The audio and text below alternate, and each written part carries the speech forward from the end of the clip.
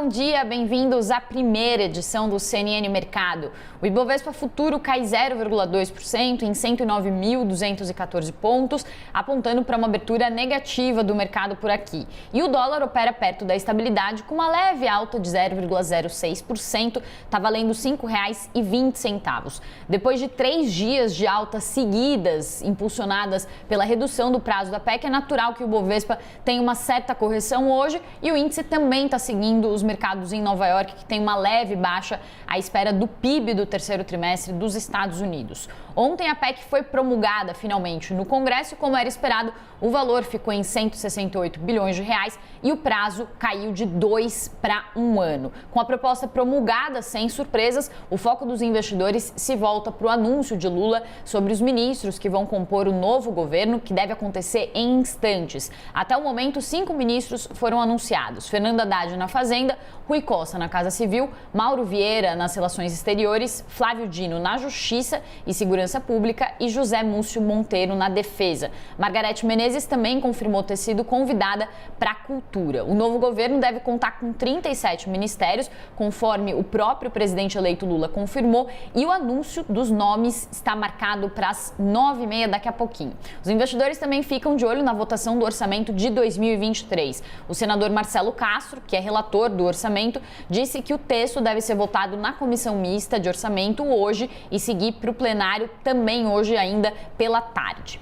Bom, e a gente muda um pouco de assunto, sai um pouco aí dos mercados do dia de hoje para falar sobre um outro destaque da economia. O futuro presidente do BNDES, Aloysio Mercadante, anunciou ontem os nomes da diretoria que vai assumir o banco a partir do ano que vem. Mercadante disse que essa será a gestão do futuro do BNDES. E nós conversamos mais cedo com Paulo Rabelo de Castro, que esteve à frente do BNDES no governo Temer. Ele concordou com a avaliação feita por participantes do mercado de que os nomes indicados para a diretoria são técnicos, mas apontou alguns riscos sobre o foco de atuação do banco. Vamos ouvir.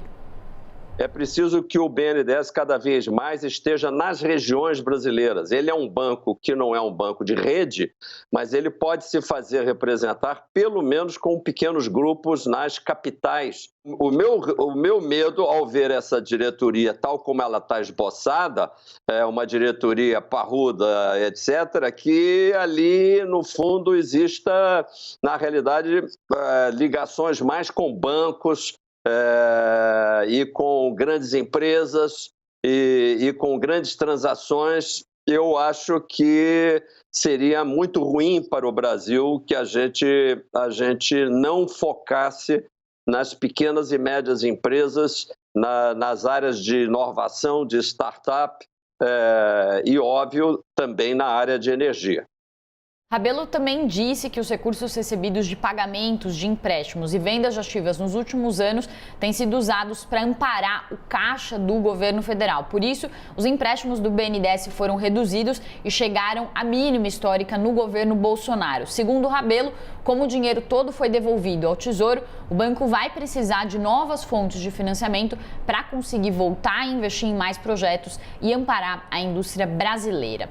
Para terminar aqui o nosso CNN Mercado, a gente passa agora rapidamente pelos mercados lá fora. Os futuros americanos, como vocês estão vendo aí, tem uma leve queda e as bolsas na Europa operam entre ganhos e perdas. Ontem, Wall Street registrou um dos seus maiores ganhos diários no mês, depois da divulgação de dados que mostraram que a confiança do consumidor nos Estados Unidos subiu para o maior nível em 8 meses em dezembro, isso em meio à desaceleração da inflação e o mercado de trabalho forte. É natural então que os índices tenham uma certa correção hoje. Os investidores também ficam cautelosos à espera do resultado final do PIB do terceiro trimestre nos Estados Unidos, que vai sair às 10h30 daqui a pouquinho, e a expectativa do mercado é de um avanço da economia americana de 2,9% no terceiro tri.